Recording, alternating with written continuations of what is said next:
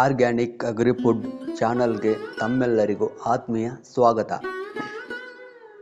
ಸ್ನೇಹಿತರೆ, ತಿರುಪತಿ ತಿಮ್ಮಪ್ಪನ ಲಡ್ಡೂಗೆ ಬಳಸೋ ತುಪ್ಪದಲ್ಲಿ ದನದ ಕೊಬ್ಬು ಇರುತ್ತದೆ ಎಂಬ ವಿವಾದ ತಮ್ಮೆಲ್ಲರಿಗೂ ಗೊತ್ತಿರುವ ವಿಚಾರ. ಇಲ್ಲಿ ಮೊದಲು ನಾವು ಪ್ರಸಾದ ಅಂದರೆ ಏನು ಅಂತ ತಿಳಿದುಕೊಳ್ಳಬೇಕು. ಶುದ್ಧವಾದ ಯಾವುದೇ ರೀತಿಯ ಕಲಬೆರಕೆ ಪದಾರ್ಥಗಳನ್ನು ಬಳಸದೆ ಹೈಜೆನಿಕ್ ಆಗಿ ತಯಾರಿಸುವ ಆಹಾರವೇ ಪ್ರಸಾದ. ನಿಮ್ಮೆಲ್ಲರಿಗೂ ಗೊತ್ತಿರುವ ವಿಚಾರಣೆ. ಮನೆಯಲ್ಲಿ ದೇವರಿಗೆ ಪ್ರಸಾದ ತಯಾರಿಸಬೇಕಾದರೆ ಹಾಲು, ಬೆಣ್ಣೆ, ತುಪ್ಪ, ಪ್ರಸಾದಕ್ಕೆ ಬೇಕಾದ ಎಲ್ಲ ಪದಾರ್ಥಗಳನ್ನು ಸಪ್ರೇಟಾಗಿ ಇಡುತ್ತಿದ್ದರು. ಅಂಗಡಿಗಳಿಂದ ಏನನ್ನೂ ಖರೀದಿಸುತ್ತಿರಲಿಲ್ಲ. ಎಲ್ಲವನ್ನು ಮನೆಯಲ್ಲಿಯೇ ತಯಾರಿಸಿಕೊಳ್ಳುತ್ತಿದ್ದರು.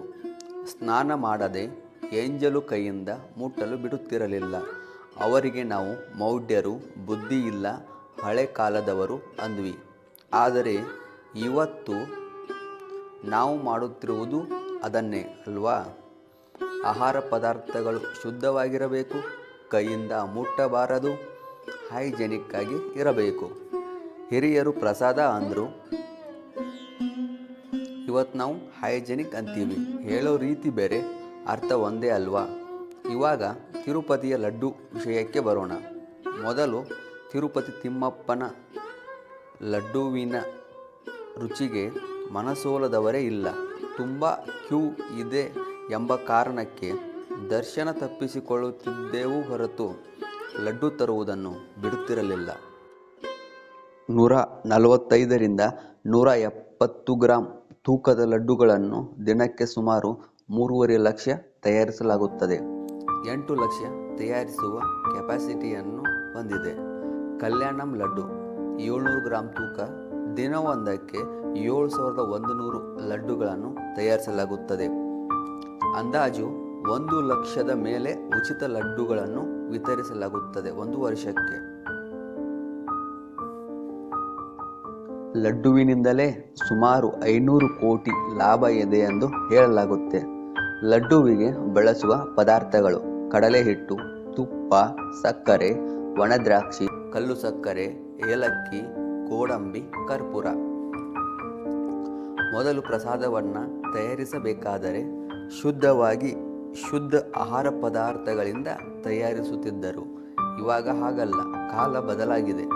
ಇವಾಗ ಪ್ರಸಾದ ತಯಾರಿಕೆ ಒಂದು ವ್ಯಾಪಾರವಾಗಿ ಬಿಟ್ಟಿದೆ.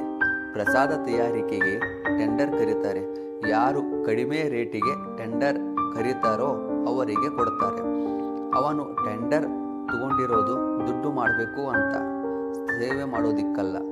ದುಡ್ಡು ಉಳಿಸೋದಕ್ಕೋಸ್ಕರ ಅವರು ಕಡಿಮೆ ರೇಟಿಗೆ ಸಿಗುವ ಗುಣಮಟ್ಟವಲ್ಲದ ಆಹಾರ ಪದಾರ್ಥಗಳನ್ನು ಬಳಸ್ತಾರೆ. ಆವಾಗ ಆ ಪ್ರಸಾದ ಗುಣಮಟ್ಟವಾಗಿರಲು ಸಾಧ್ಯನಾ?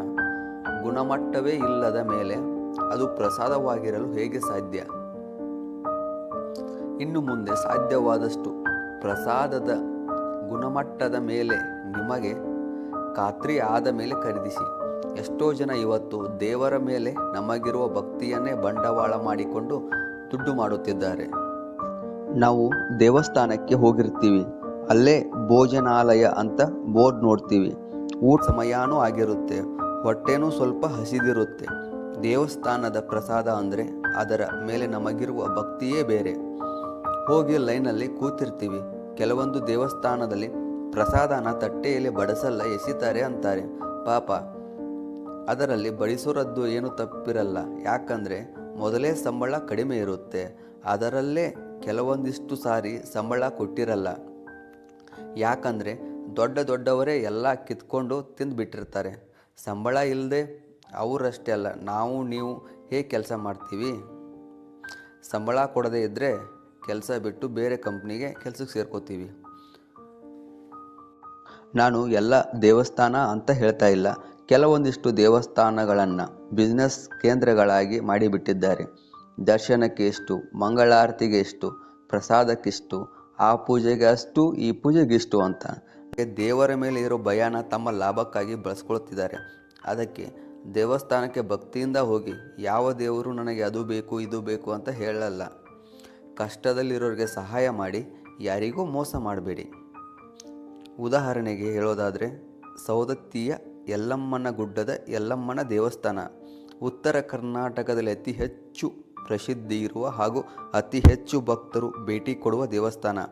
ಆದರೆ ಆ ದೇವಸ್ಥಾನದ ಸುತ್ತಮುತ್ತಲಿನ ಸ್ವಚ್ಛತೆ ಬಗ್ಗೆ ಹೇಳಬೇಕಾದರೆ ನನಗೆ ಅಸಹ್ಯ ಅನಿಸುತ್ತೆ. ಯಲ್ಲಮ್ಮನ ಗುಡ್ಡದಲ್ಲಿ ನೀವು ಯಾವುದೇ ದಿನಸಿ ವಸ್ತುಗಳನ್ನು, ಕೂಲ್ ಡ್ರಿಂಕ್ಸ್ ಉದಾಹರಣೆಗೆ ಸಕ್ಕರೆ, ಹಿಟ್ಟು, ಅಡುಗೆ ಎಣ್ಣೆ ಏನೇ ತೆಗೆದುಕೊಂಡರೂ 1 kgಗೆ 5 ರಿಂದ 20 ರೂಪಾಯಿವರೆಗೆ ಜಾಸ್ತಿ ತೆಗೆದುಕೊಳ್ಳುತ್ತಾರೆ. ಯಾವುದೇ ವಸ್ತುವನ್ನು ಅದರ ಮೇಲೆ ಇರುವ MRP ಅಂದರೆ ಮ್ಯಾಕ್ಸಿಮಮ್ ರಿಟೇಲ್ ಪ್ರೈಸಸ್ಗಿಂತ ಜಾಸ್ತಿ ಬೆಲೆಗೆ ಮಾರಾಟ ಮಾಡುವಂತಿಲ್ಲ ಎಂಬ ಕಾನೂನು ಇದೆ. ಅದು ಕೆಲವೊಂದಿಷ್ಟು ಕಡೆ ಹೆಸರಿಗೆ ಮಾತ್ರ. ಯಾಕೆ ಜಾಸ್ತಿ ದುಡ್ಡು ತಗೋತೀರಾ ಅಂತ ಅಂಗಡಿ ಅವರನ್ನು ಕೇಳಿದರೆ, ಜಾಗಕ್ಕೆ ದಿನದ ಲೆಕ್ಕದಲ್ಲಿ ಬಾಡಿಗೆ ಕೊಡಬೇಕು, ಸಿಕ್ಕಾಪಟ್ಟೆ ಬಾಡಿಗೆ ಅಂತ ಹೇಳ್ತಾರೆ. ಯಲ್ಲಮ್ಮನ ಗುಡ್ಡದಲ್ಲಿ ಸಾವಿರಾರು ವ್ಯಾಪಾರಸ್ಥರಿದ್ದಾರೆ. 1000 ದಿಂದ 5000 ರೂಪಾಯಿ ದಿನಕ್ಕೆ ಬಾಡಿಗೆ ಕೊಡಬೇಕಂತೆ.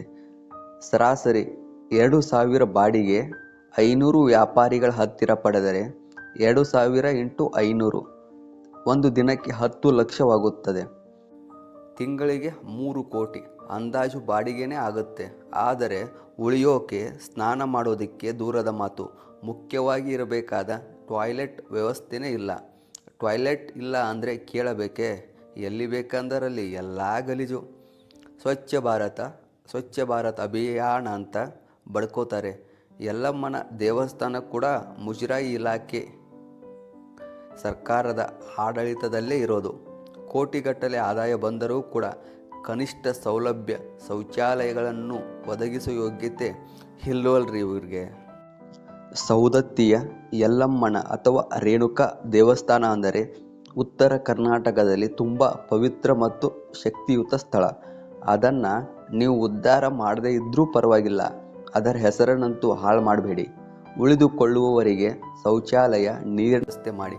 ಪಕ್ಕದಲ್ಲೇ ಮಲಪ್ರಭಾ ಡ್ಯಾಮ್ ಇದೆ, ನೀರಿಗೂ ತೊಂದರೆ ಇಲ್ಲ.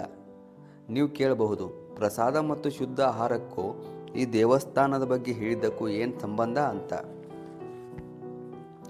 ಸೌದತ್ತಿಯ ಯಲ್ಲಮ್ಮನ ದೇವಸ್ಥಾನಕ್ಕೆ ಹೋಗಿ ದರ್ಶನ ಮಾಡಿಕೊಂಡು ವಾಪಸ್ ಬಂದರೆ ಅಡ್ಜಸ್ಟ್ ಮಾಡ್ಕೊಂಡು ಬರಬಹುದು.